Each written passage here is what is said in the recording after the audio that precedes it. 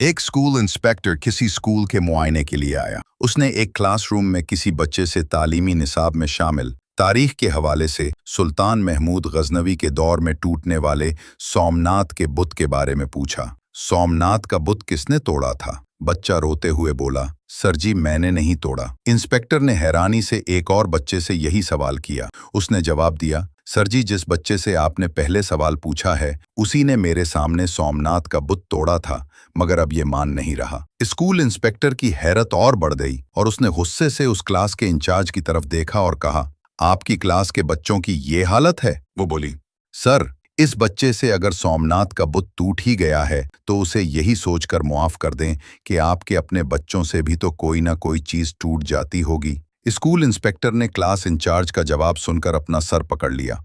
उसने स्कूल के हेडमास्टर को ये अफसोसनाक बात बताई तो वो बोले, अब मेरी समझ में आया कि मेरे दफ्तर के बाहर रखा हुआ गुलाब के फूलों वाला गमला भी सोमनाथ का बुत तोड़ने वाले उसी शरारती बच्चे ने तोड़ा है। मैं कल ही उसके माँ बाप को बुलाकर उसकी शिकायत करता हूँ। हेडमास्टर का ये जवाब सुनकर स्कूल इंस्पेक्टर का सर चक्करा गया। उसने अपने बड़े अफसर को इस स्कूल के खिलाफ कार्रवाई के लिए ये रिपोर्ट भेजी तो उसने लिखा, सोमनाथ का बुत तोड़ने का बच्चे से ज्यादा क्लास इंचार्ज जिम्मेदार है, इसलिए इस नुकसान का इजाला उसकी तनख्वाह से किया जाए। अब बताइए, क्या ऐसे नालायक उस्ताद और शागिर्द किसी मुल्क के रोशन मुस्तकबिल के जामिन हो सकते हैं?